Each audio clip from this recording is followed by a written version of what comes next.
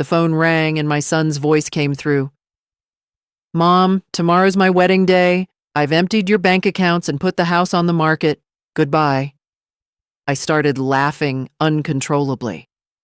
What he didn't realize was that the property he'd just sold wasn't actually mine. I'm grateful you're watching this. Please hit the like button and stay with me through this entire journey, and drop a comment telling me what city you're tuning in from. That helps me understand just how widely this message is spreading. I dedicated years to constructing my existence piece by piece with intention. My name is Margaret Thornton, and by the time I reached 68, I believed I'd weathered every storm life could manufacture. My residence was a comfortable 2-bedroom property in the suburbs of Ohio. I maintained part-time employment at our community library, and I cherished my predictable daily patterns. My son, Derek, had just turned 35 and possessed ambition that sometimes bordered on excessive. The initial warning sign emerged several months before the collapse. Derek reached out requesting details about my banking information. "Mother, I want to establish automated payment systems for you." His tone was silky smooth. "You're advancing in age, and I'm concerned about missed obligations." I felt uncertain, yet this was my son, my sole offspring. His father had passed away when Derek was merely 7, and I'd raised him single-handedly, juggling multiple jobs, surrendering everything for his future. Surely trusting him with this was reasonable. The second indicator appeared weeks afterward. Derek arrived with his bride-to-be, Brittany. She possessed beauty that felt sharp and intentional in ways that unsettled me. They occupied my living room space, and Brittany's gaze swept across every possession. The furnishings, the artwork, the antique timepiece on the fireplace shelf. "This property must hold considerable value now, Margaret," she stated, not bothering to address me as Mom or Mrs. Thornton. "Property values in this neighborhood have really climbed." "It's my residence," I responded plainly. "Selling isn't something I'm considering." Derek chuckled, gripping her palm. "Obviously not, Mom. Brittany's simply commenting."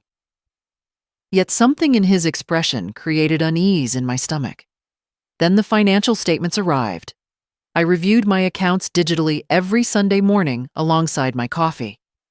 That specific Sunday in late October, my heartbeat stopped.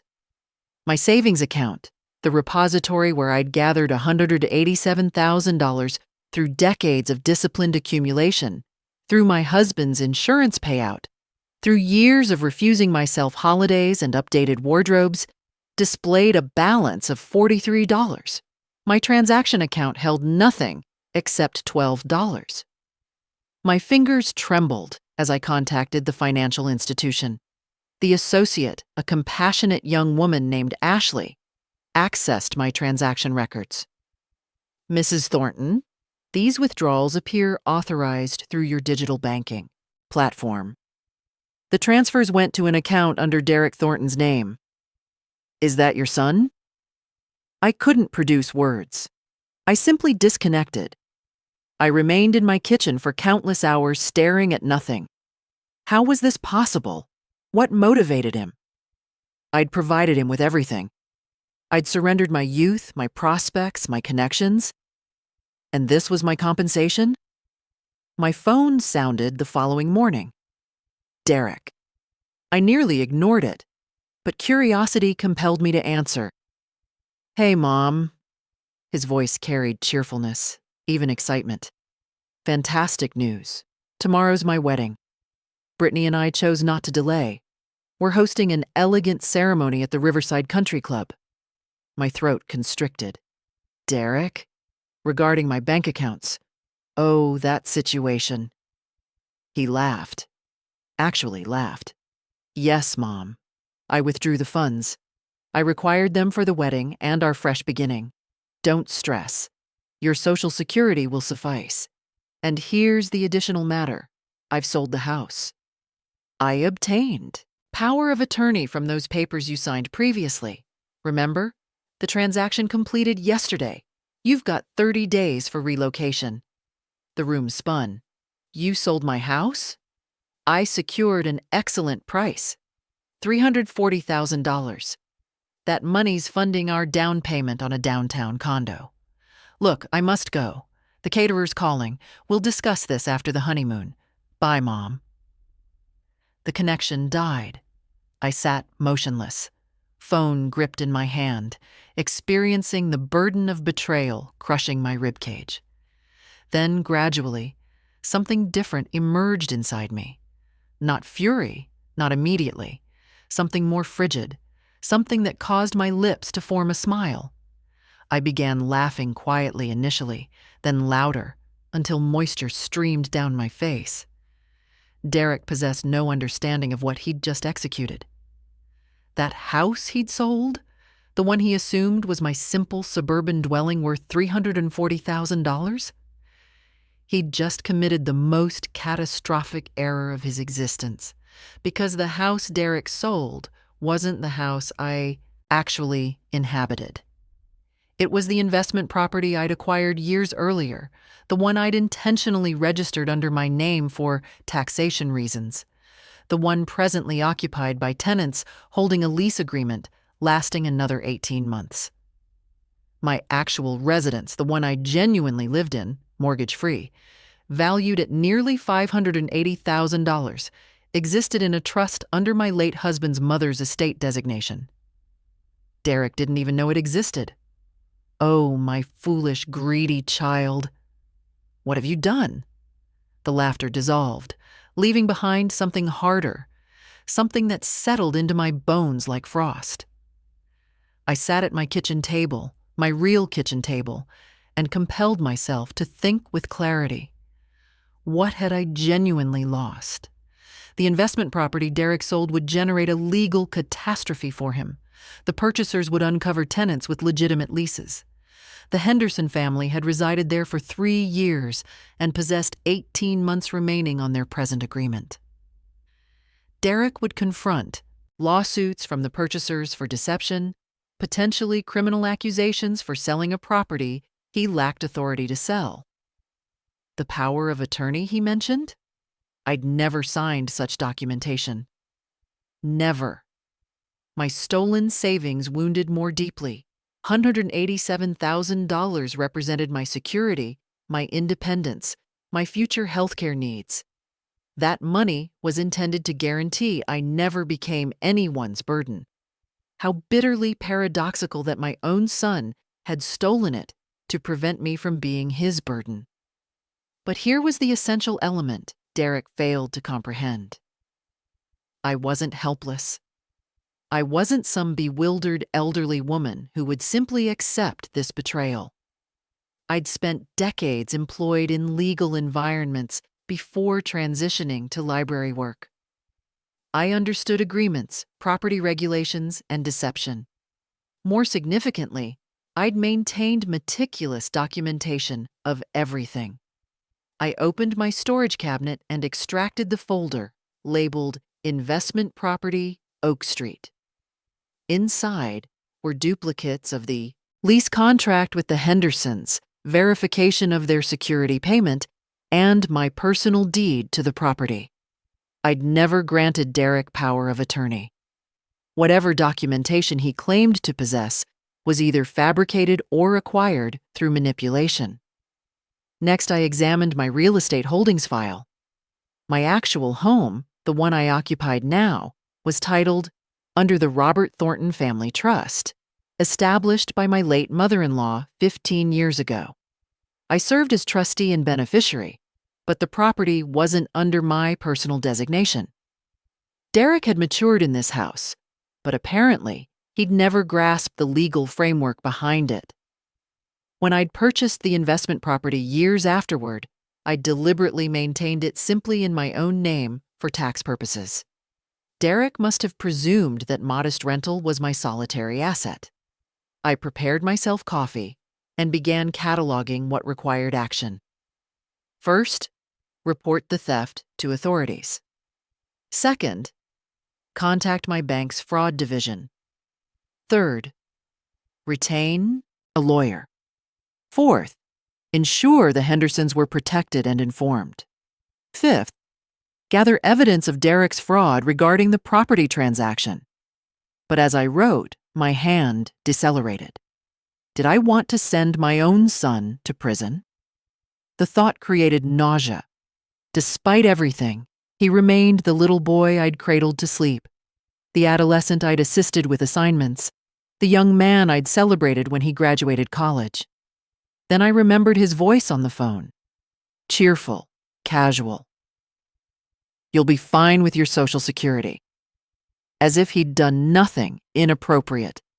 As if stealing his mother's life savings and selling her supposed residence was merely a minor inconvenience for me to manage. What kind of man had I raised? I considered Brittany with her calculating gaze and her pointed observations about property valuations. Had she influenced him toward this? Or had Derek always possessed this capacity for such cruelty, and I'd simply refused to recognize it? My phone vibrated, a message from my neighbor, Patricia. "Maggie, noticed a sale sign appear at your rental on Oak Street yesterday, then disappear this morning." "Everything all right?" I messaged back. Extended story. "Can we meet for coffee tomorrow?" Patricia had been my friend for decades.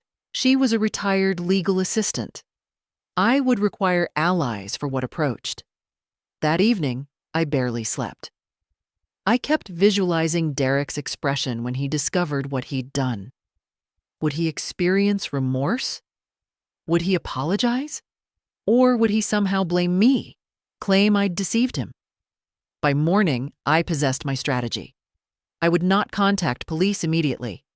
Instead, I would accumulate every piece of evidence, document every crime, and construct an irrefutable case.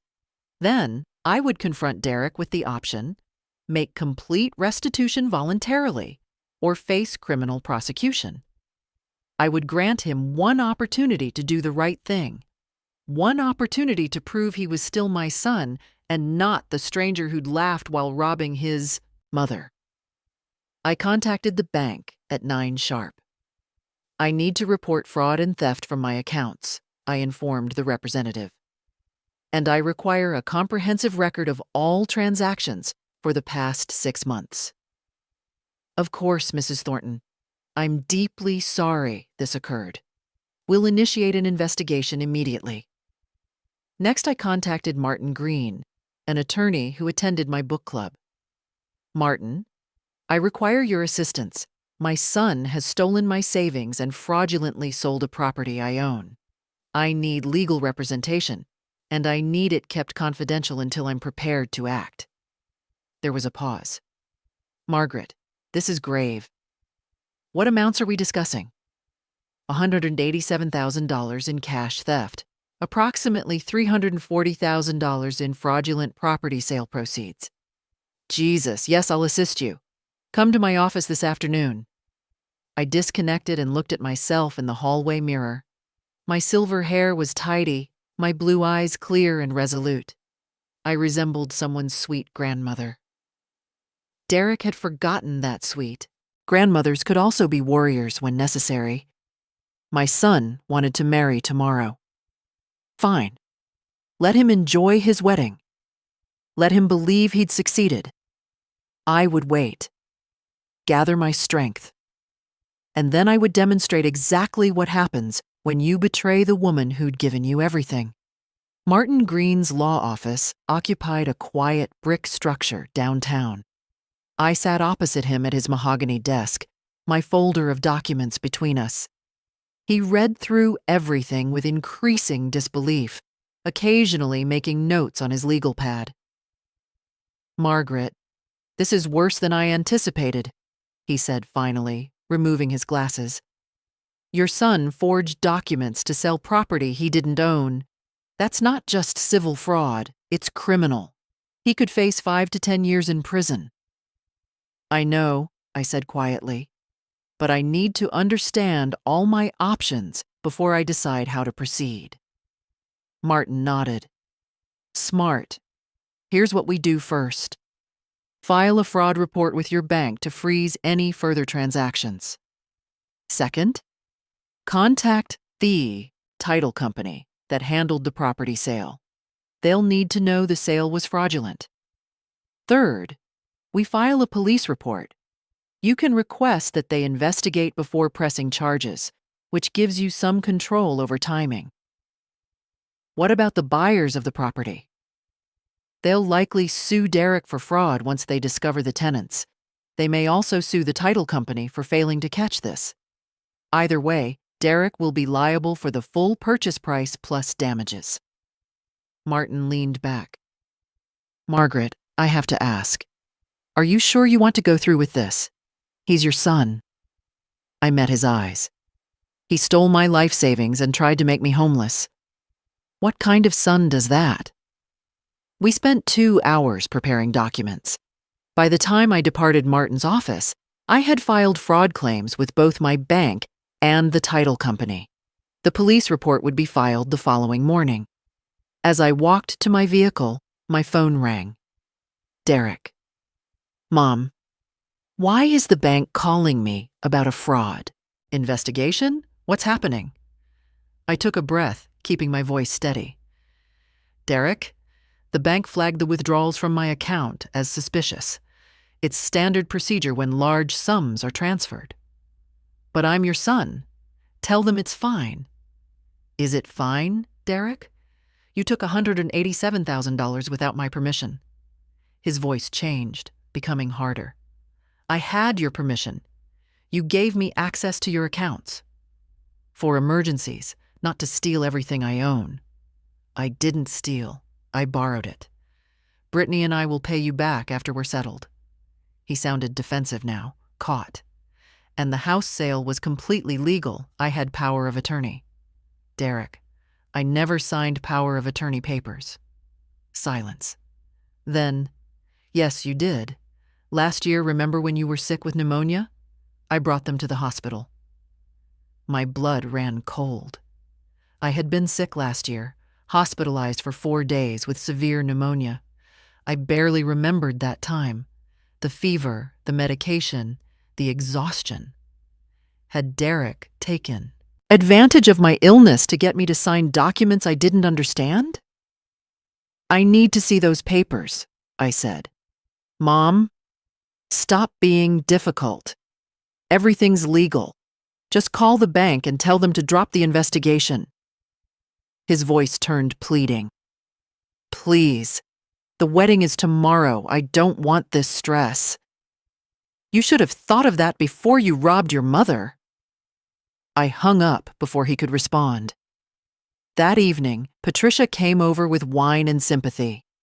I told her everything, watching her face shift from shock to anger. That bastard, she said. Maggie, you know I'm here for whatever you need. Character witness, research, anything. Thank you, I said, feeling the weight of true friendship. Actually, I do need something. Can you help me contact the Hendersons? They need to know what's happening with the rental property.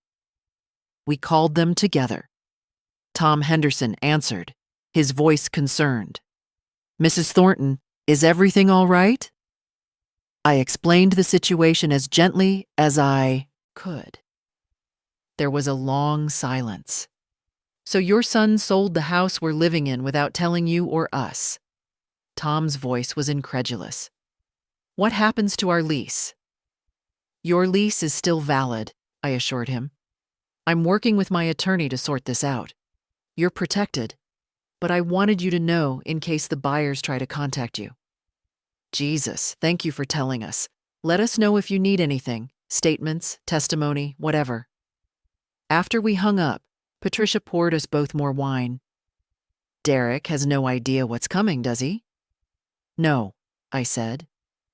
He thinks I'm just a confused old woman he can manipulate. The next morning, I received an email from the title company. My hands shook as I read it. Mrs. Thornton, our investigation has revealed serious irregularities with the sale of 342 Oak Street. The power of attorney document submitted by Derek Thornton appears to contain your signature, but the notary seal is from a notary whose license was expired at the time. Additionally, the document is dated during your hospitalization, but our records show the notary was in a different state that day. We are treating this as potential forgery and fraud. We have frozen all funds from the sale pending investigation. The buyers have been notified and are pursuing legal action against Mr. Thornton. I forwarded the email to Martin Green with a single line. He forged everything. This was the proof I needed. Derek hadn't just been reckless or morally questionable. He had committed calculated fraud. He had brought false documents to my hospital bed, perhaps getting me to sign blank papers in my delirium, then had them fraudulently notarized later. My phone buzzed.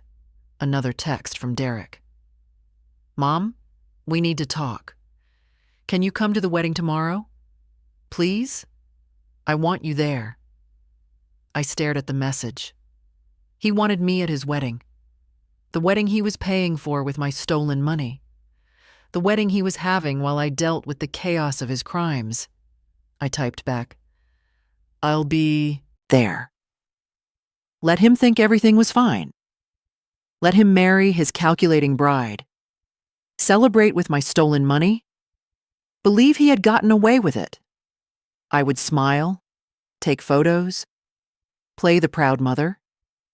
And then, when he least expected it, I would show him the consequences of betraying the woman who gave him life.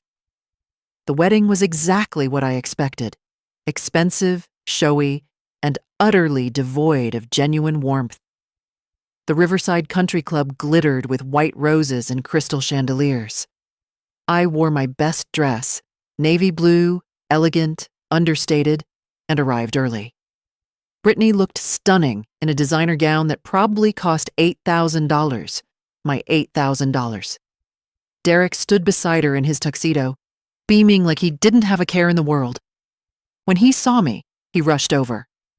"Mom, you came." He hugged me tightly. "I'm so glad you're here. I know things have been weird, but this is a fresh start for all of us." I pulled back, studying his face. Did he really believe that? Did he think stealing from me was just weird and not criminal? "Congratulations, Derek," I said evenly. "You look very happy." Brittany joined us, her smile sharp. "Margaret, so nice of you to come. Derek was worried you'd be upset about, well, the money in the house. But it's all for the best, really. You don't need that big house anymore, and Derek and I can build our future." "How thoughtful," I replied, my tone pleasant but my eyes cold. The ceremony was brief. I sat in the front row, watching my son promise to love and cherish this woman who had helped him betray his own mother. During the reception, I made polite conversation, drank champagne I didn't taste, and took photos I would never want to see again. Then, just as they cut the cake, my phone buzzed. A text from Martin Green.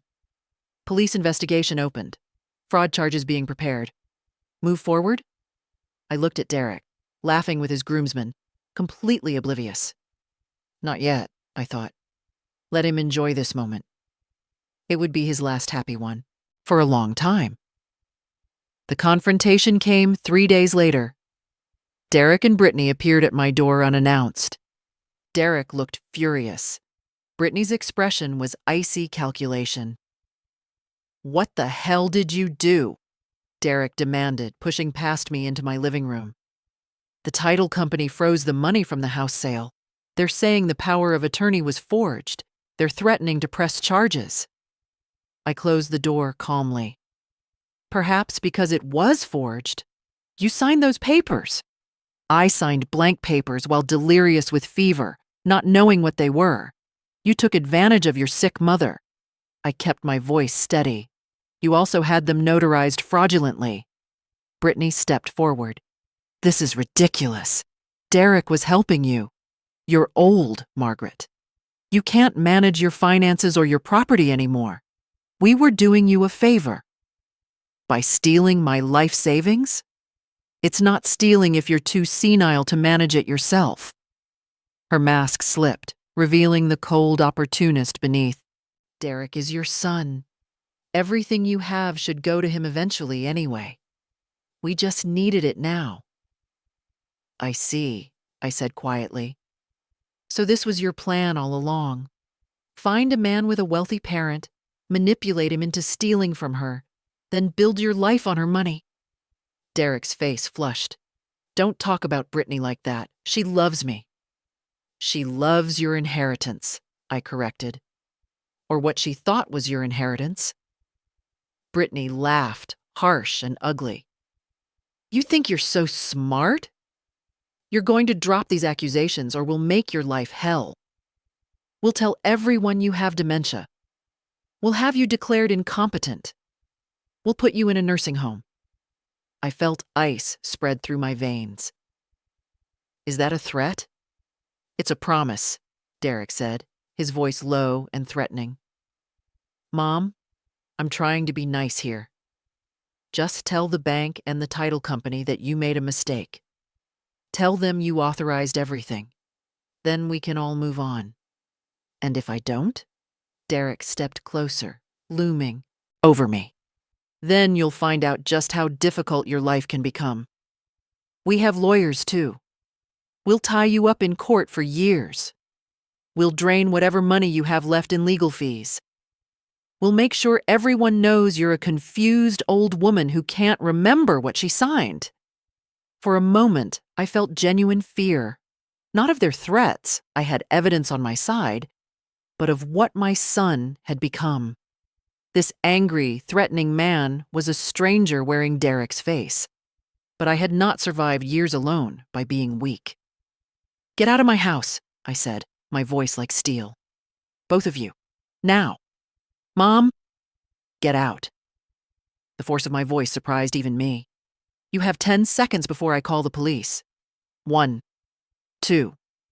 They left, Brittany spitting curses, Derek's face twisted with rage. As their car pulled away, I sat down heavily on my couch, my hands shaking. The mask was off. Now I knew exactly who I was dealing with. I called Martin the next morning. File the police report. Press full charges. I want them prosecuted to the fullest extent of the law. Are you sure? Completely. For the next few days, I did nothing but rest. I read books, tended my garden, had lunch with Patricia. I needed to recover my strength, both physical and emotional. The confrontation had shaken me more than I wanted to admit. But as I watered my roses, feeling the warm sun on my face, I felt something else growing inside me. Cold, absolute determination. Derek and Brittany had made their choice. Now, they would live with the consequences. A week after our confrontation, Derek called. His voice was different, softer, almost childlike, the voice he used to use when he was young and wanted something. Mom, can we talk? Please. I considered hanging up. Instead, I said, I'm listening. I've been thinking a lot about everything, about what I did. He paused, and I heard genuine emotion in his voice. Or was it just good acting? I was wrong, Mom. I see that now. I let Brittany get in my head. I let the stress of wedding planning make me crazy. But you're my mother. I should never have... His voice broke. I'm so sorry, Mom. Please, can we fix this? Part of me, the part that remembered rocking him as a baby, teaching him to ride a bike, cheering at his graduations, wanted to believe him, wanted to forgive him immediately, to make everything right again. But I had learned my lesson about blind trust. What exactly are you proposing, Derek? I'll return the money, all of it. Brittany and I will take out a loan if we have to. And the house thing, I'll fix it. I'll make sure the buyers don't sue. I'll handle everything. He was speaking quickly now, urgently. Just please, please drop the police investigation. I can't have a criminal record, Mom. It'll ruin my career, my whole life. You should have considered that before you committed fraud. I know, and I'm sorry. But please, give me a chance to make this right. Don't destroy my life over one mistake. One mistake? As if robbing your mother was equivalent to forgetting her birthday. How long will it take you to return the money? I asked. Maybe 6 months, a year at most. We need time to get a loan. Derek, you don't have months. The investigation is already underway. His voice changed again, becoming desperate. Then what do you want? Just tell me what you want. What I wanted was my son back. The real Derek. The one who had existed before Brittany, before greed had poisoned him. But that person might never have existed at all. I want full restitution within 30 days, I said. Every dollar you took plus interest. I want a written confession of what you did. I want you to face the consequences of your actions. That's impossible. We can't get that kind of money in 30 days. Then you should have thought of that before you stole it. God, you're heartless. The desperation turned to anger. I'm your son, your only child. How can you do this to me? How could you do what you did to me? I replied quietly. Goodbye, Derek. I hung up and turned off my phone. That afternoon, Brittany came alone. I watched from my window as she got out of her car, dressed impeccably in a cream-colored suit. She rang the doorbell 3 times before I answered. Margaret, we need to talk woman to woman. Her smile was strained but trying to be warm. Can I come in? No. She blinked, surprised. I'm trying to make peace here. Make it from the porch. Her jaw tightened, but she maintained her composure. Look, I know you think I'm some gold digger who manipulated your son, but I love Derek. I really do. And I'm trying to save him from this disaster. By convincing me to drop the charges? By making you see reason. Her mask slipped slightly. Do you understand what criminal charges will do to him, to his career, to our future? Yes, I said. That's exactly why they need to be filed. Brittany stared at me, then laughed. A cold, bitter sound. You know what? Derek was right about you. You're a selfish old woman who can't stand to see her son happy. You're so bitter and alone that you want to drag him down with you. Are you finished? You'll regret this, she hissed. When Derek is in prison, when your relationship is destroyed forever, you'll realize you chose money over your own son. You'll die alone, and it'll be your own fault. Goodbye, Brittany. I closed the door on her enraged face. That evening, Patricia came over with her husband, Michael, and 2 other couples from our book club, the Johnsons and the Reeves. They brought food, wine, and something more valuable: solidarity.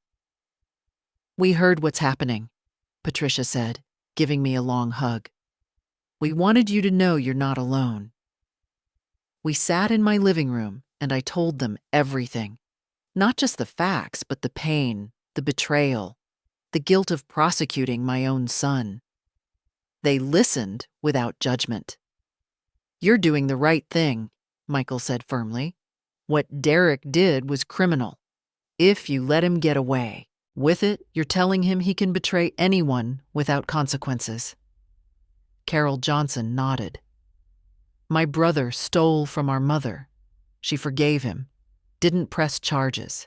He did it again 5 years later. Some people only learn through consequences.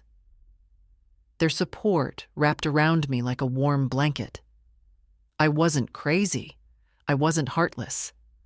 I was a woman protecting herself from someone who had proven he couldn't be trusted, even if that someone was my son. As they left that night, Patricia squeezed my hand. "Stay strong, Maggie. You're doing the hard thing, but it's the right thing." I went to bed that night feeling something I hadn't felt in weeks. Peace. Cold, hard peace. Derek and Brittany had tried manipulation, threats, and guilt. None of it worked because I had something they didn't understand: principles, self-respect, and friends who reminded me of my worth. The next morning, I called Martin Green. No deals, no compromises.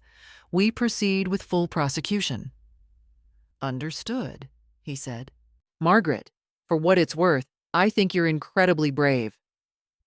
Brave or broken? I wasn't sure which, but I knew I wouldn't back down. They came together this time, on a Sunday morning when the neighborhood was quiet. I saw them through my window, Derek and Brittany walking up my driveway with careful, measured steps. Derek carried flowers. Brittany had a bakery box. Peace offerings. I almost didn't answer the door, but curiosity won.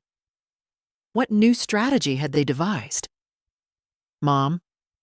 Derek's voice was gentle, his eyes red-rimmed as if he'd been crying. "Please, just give us 5 minutes. That's all we're asking." Against my better judgment, I let them in.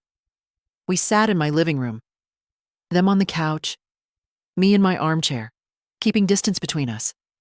Derek set the flowers on the coffee table. Daisies, my favorite. Of course he remembered. "Mom, we were wrong," Derek began. "About everything. The way we talked to you, the things we said, it was unforgivable." He leaned forward, his expression earnest. "These past 2 weeks, I haven't been sleeping. I keep thinking about what I did, about how I hurt you. You're my mother. You raised me alone, gave me everything, and I repaid you with betrayal." It was exactly what I had wanted to hear. So why did it feel like a performance? Brittany spoke next, her voice subdued. "Margaret, I owe you an apology too. I was terrible to you, said cruel things. The truth is, I was scared." She looked down at her hands. "My own parents are poor. I grew up with nothing. When I met Derek, I saw a chance at a better life, and I pushed too hard. I pushed him to do things he shouldn't have done." "Things you convinced him to do?" I asked quietly. "Yes," she admitted, meeting my eyes. "It was my idea. The money, the house. Derek didn't want to do it. I persuaded him, told him you wouldn't miss it, that you'd want him to be happy." Her voice cracked. "I was wrong. I'm so sorry." Derek reached for my hand. I didn't pull away. "Mom, we want to make this right. We're willing to do whatever it takes. We've already taken out a second mortgage on the condo we bought. We can give you $75,000 within 2 weeks. The rest, it'll take time, but we'll pay every penny back. With interest," Brittany added quickly. "Whatever you think is fair." "And the criminal charges?" I asked. Derek's face fell. "That's the thing, Mom. If I have a criminal record, I'll lose my job. I work in finance. They'll fire me immediately. And then how can I pay you back? How can I support a family?" He squeezed my hand. "I'm not asking you to forgive me. I don't deserve that. But I'm begging you to give me a chance to fix this without destroying my entire future." "Please, Margaret," Brittany said. "We want to have children. Derek wants to give you grandchildren, but he can't do that from prison." Grandchildren. The word hit me like a physical blow. I had dreamed of being a grandmother, of holding Derek's babies, of passing on our family history. They knew exactly where to strike. "Think about it," Derek pressed. "Do you really want your grandchildren to visit their father in prison? Do you want them to grow up knowing their grandmother put their father behind bars?" I studied them both. The performance was good. Derek's tears seemed genuine. Brittany's remorse looked real. They had clearly rehearsed this carefully. But I noticed small things. The way Brittany's eyes kept flicking to her watch. The way Derek's grip on my hand tightened when I didn't immediately respond. The tension in their shoulders, coiled like springs. "What happens if I say no?" I asked softly. The change was instant. Derek's expression hardened. Brittany sat back, arms crossed. "Then you're choosing to destroy your son," Derek said flatly. "And for what? Money you don't even need. You have your precious house, your comfortable life. You're taking away mine out of spite. It's not spite, it's justice." "Justice?" Brittany laughed harshly. "You want to talk about justice? What about fairness? Derek is your only child. Everything you have will go to him when you die anyway. We just needed it earlier, that's all." "So you're saying I should have died sooner? Made things more convenient for you?" "Don't twist my words," Brittany snapped. "I'm saying you're a vindictive old witch who can't stand seeing her son happy with someone who isn't you." Derek didn't defend me. He just watched, waiting to see if this approach would work where kindness had failed. I stood up slowly. "Get out." "Mom, get out." My voice shook with rage. "You come into my home with your fake tears and your manipulations, trying to guilt me into letting you rob me without consequences. You think I don't see what you're doing?" Derek stood, his face flushing with anger. "You're going to regret this. When I'm sitting in a prison cell, when Brittany leaves me because I can't provide for her, when you're alone on every holiday for the rest of your life, remember that you chose this." "I didn't choose this," I said coldly. "You did, the day you decided to steal from your mother." Brittany grabbed Derek's arm. "Let's go. She's not worth it.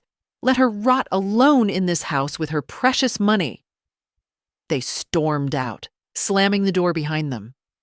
I stood in my living room, trembling, not from fear, from fury. They had tried everything: apologies, manipulation, guilt, threats. They had offered me grandchildren like a bargaining chip, as if I would sacrifice my self-respect for hypothetical babies.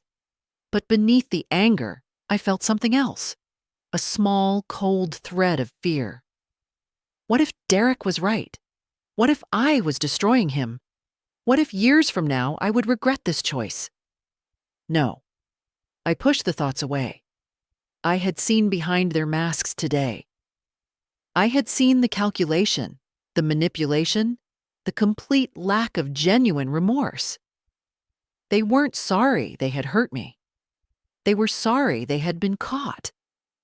I picked up the daisies Derek had brought and threw them in the trash. Then I called Martin Green. "They just tried to manipulate me into dropping the charges," I told him. "They offered partial restitution in exchange for no prosecution." "What did you tell them?" "I told them to get out of my house." There was a pause, then Martin's warm chuckle.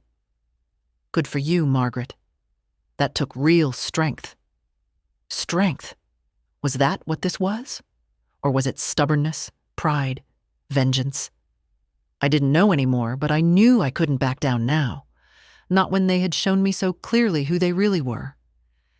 That night, I lay awake, Derek's words echoing in my mind. "You're going to regret this." Maybe I would. But I would regret betraying myself even more. The court date arrived 3 weeks later.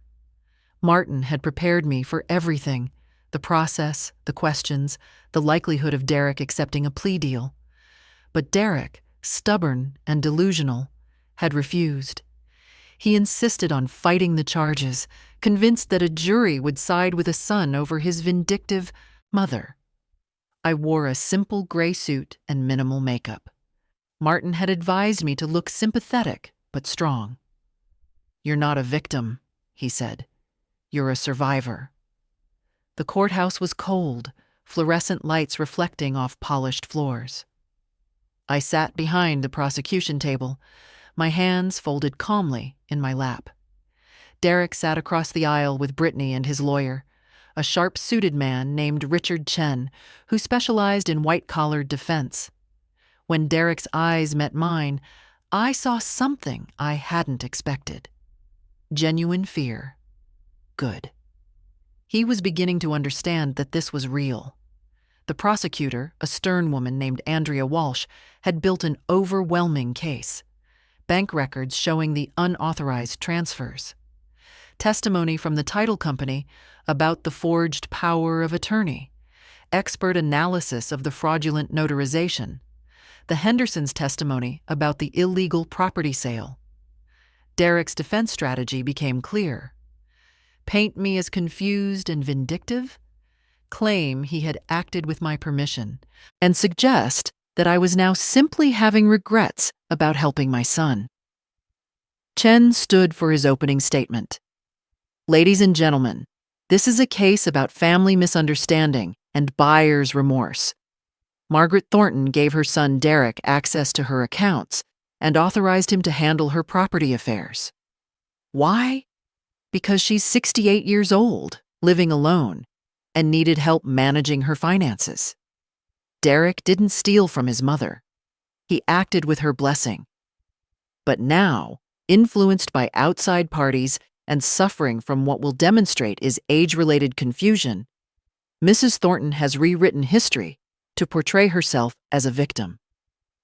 I felt rage simmer in my chest, but kept my expression neutral. The trial proceeded methodically.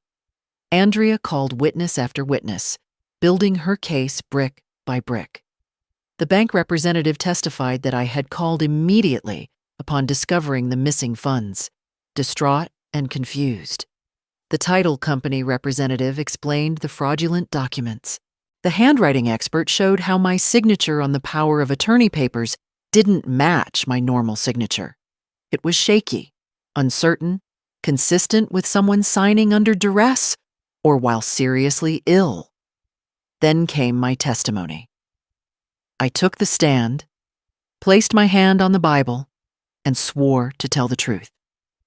Andrea guided me through my story gently but firmly. I explained my relationship with Derek, my pride in raising him alone, my devastation at discovering his betrayal. Mrs. Thornton, Andrea asked, did you give Derek permission to withdraw $187,000 from your savings account? No, I said clearly. Never. Did you give him permission to sell your rental property? No. That property generates income that supplements my retirement. I would never authorize its sale. Did you sign power of attorney papers giving Derek control over your finances? Not knowingly. I was hospitalized with severe pneumonia. My fever reached 104 degrees. Derek brought papers to my hospital bed, told me they were insurance forms. I was barely conscious. I don't remember signing anything. Chen cross-examined me aggressively, trying to paint me as vengeful and confused. But I had prepared for this. I remained calm, answered every question directly, and never lost my composure. Isn't it true, Mrs. Thornton, that you resent Derek's marriage to Brittany? No, I resent Derek stealing my life savings. You've had arguments about his relationship, haven't you? We've had discussions, but this isn't about his choice of wife. This is about theft and fraud. You're a lonely woman, aren't you? Living alone? No close family besides Derek? I'm content with my life, Mr. Chen. Being independent doesn't make me vindictive. Chen tried several more angles, but nothing stuck. I had truth on my side. Then Derek took the stand. Chen walked him through his version of events. How worried he'd been about me. How I'd asked him to help with finances. How I'd been so happy to help with his wedding. Derek's performance was polished, sympathetic. Then Andrea stood for cross-examination, and everything fell apart. Mr. Thornton, you testified that your mother asked you to help manage her finances. When exactly did she make this request? Derek hesitated. It was ongoing over several months. Can you provide any documentation of this arrangement? Emails, texts, letters? It was verbal. I see. And the power of attorney papers. You said she signed them willingly in the hospital. Yes. But the notary whose seal appears on those documents was in California that day. The hospital is in Ohio. How did that notary witness your mother's signature? Derek's face paled. I don't know. Maybe there's a mistake in the records. A mistake? Or did you forge the notarization after obtaining your mother's signature under false pretenses? I didn't forge anything. Mr. Thornton, let's talk about the property sale. Did you inform the buyers that the house had tenants with an active lease? I thought they'd been notified. By whom? The real estate agent should have. You were representing yourself as the property owner with full authority to sell. Didn't you have a responsibility to disclose all material facts? Derek was stammering now, contradicting himself, his polished story crumbling under direct questioning. In the gallery, I saw Brittany's face go white. Andrea pressed harder. The truth is, Mr. Thornton, you knew exactly what you were doing. You forged documents, sold property you didn't own, stole your mother's savings, and you did it all for one reason: to fund your wedding and your new life. Isn't that true? No. I was helping my mother. She wanted to be robbed? She wanted to be homeless? Objection. Chen was on his feet. Argumentative. Sustained, the judge said, but the damage was done. The jury had seen Derek panic, seen him contradict himself, seen him exposed as a liar. When closing arguments ended, I felt a strange calm. It was over. Not the trial itself, the jury would deliberate, but my part in this nightmare. I had told the truth, provided evidence, and refused to be manipulated. Whatever happened next was out of my hands. We stood as the jury filed out to deliberate. Derek turned to look at me one last time. His eyes were hollow, defeated. I held his gaze steadily. This was the son I had raised, and this was the reckoning he had earned. The jury deliberated for 6 hours. When they returned, their faces were solemn but certain. On the count of grand theft, how do you find the defendant? Guilty. On the count of fraud, how do you find the defendant? Guilty. On the count of forgery, how do you find the defendant? Guilty. Derek's face crumbled. Brittany let out a choked sob. I sat perfectly still, feeling the weight of that single word echo through the courtroom. Guilty. Guilty. Guilty. The judge scheduled sentencing for 2 weeks later. Derek was released on bail, but the reality had set in. He would go to prison. His life as he knew it was over. Outside the courthouse, reporters waited. Martin had warned me they would be there. The case had attracted local media attention. Elderly mother prosecutes son for theft, made for compelling headlines. Mrs. Thornton, how do you feel about the verdict? A reporter called out. I stopped, considered, then spoke clearly. I feel that justice has been served. What my son did was criminal. He betrayed the person who loved him most, and he must face the consequences of that choice. Do you have any message for other families dealing with financial elder abuse? Yes. You are not obligated to protect people who harm you, even if they're family, especially if they're family. Love without boundaries is not love, it's enabling.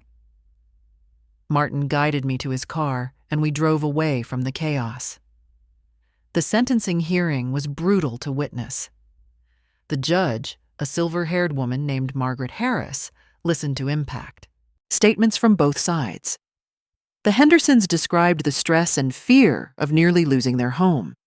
The buyers of the property described the financial nightmare Derek had created. I described the betrayal, the violation of trust, the emotional devastation. Then Derek's attorney presented his plea for leniency. Derek himself stood, his voice shaking, and apologized. This time, his tears seemed real. "Your Honor, I know I can never undo what I did. I betrayed my mother, the woman who sacrificed everything for me. I let greed and poor judgment destroy our relationship. I understand I must face punishment.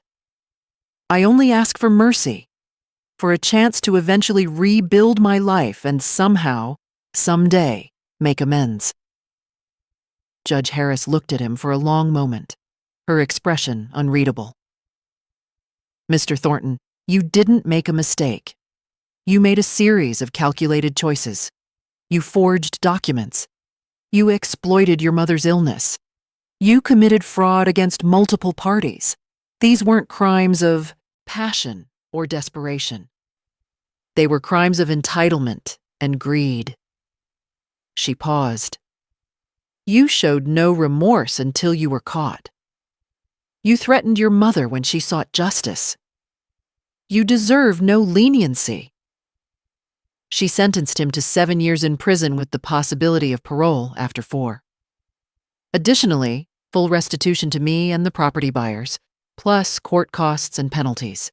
The total came to over $650,000.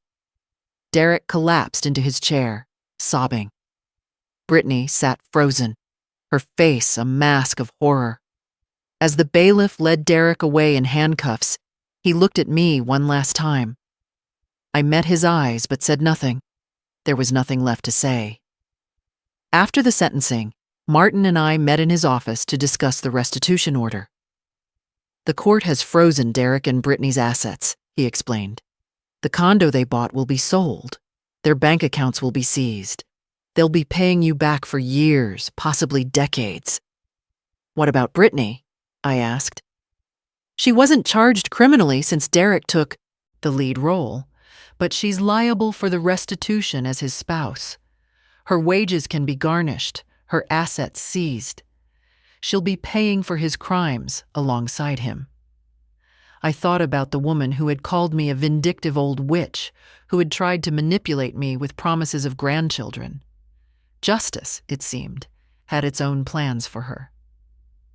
Over the following weeks, the consequences cascaded. Derek lost his job in finance. No firm would employ a convicted felon. Brittany's social media, once full of wedding photos and inspirational quotes, went dark. Friends and colleagues distanced themselves. Their condo was sold at a loss in a foreclosure sale. I received the first restitution payment, $85,000 from the condo sale. It would take years to recover the full amount, but the system was working. The Hendersons sent me a card. "Thank you for having the courage to stand up for what's right. You saved our home and taught our children an important lesson about justice." Patricia threw a small dinner party to celebrate the trial's conclusion.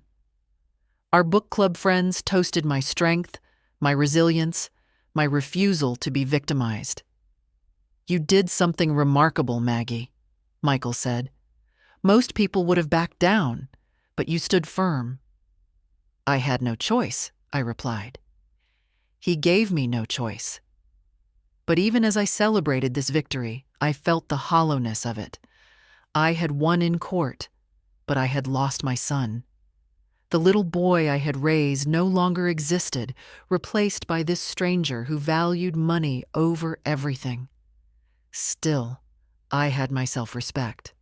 I had my home, my friends, my future secured.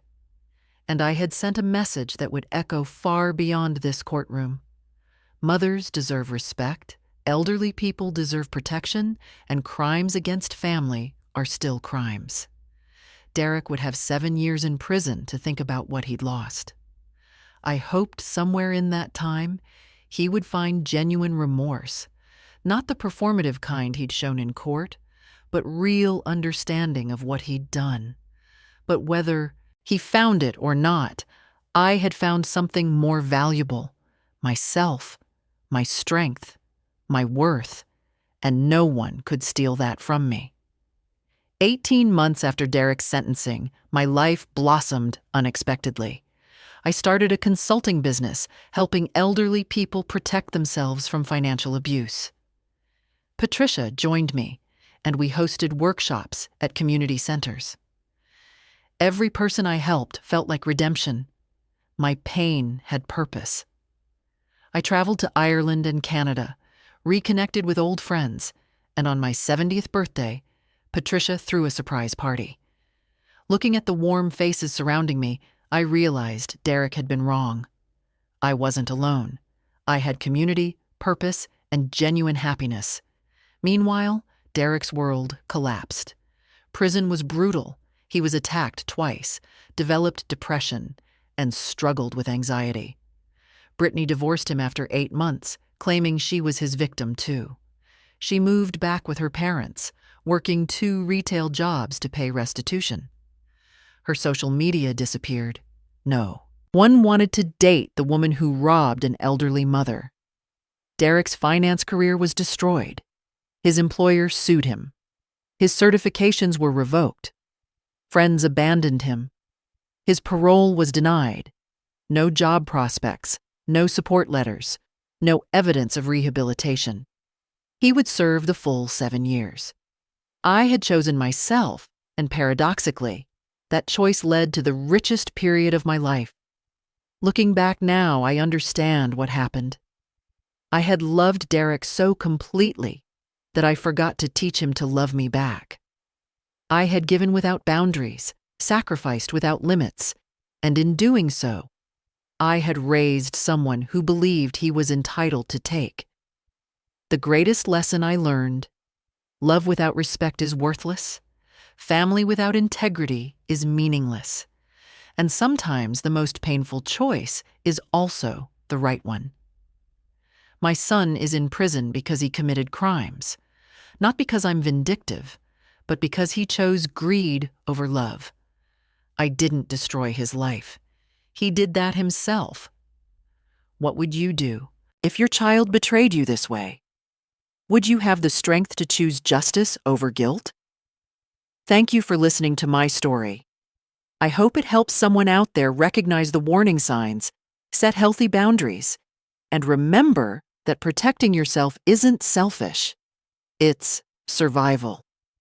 If this story moved you, please hit that like button for SAGECAST and let me know in the comments what you would have done differently. Your support helps this message reach others who need to hear it.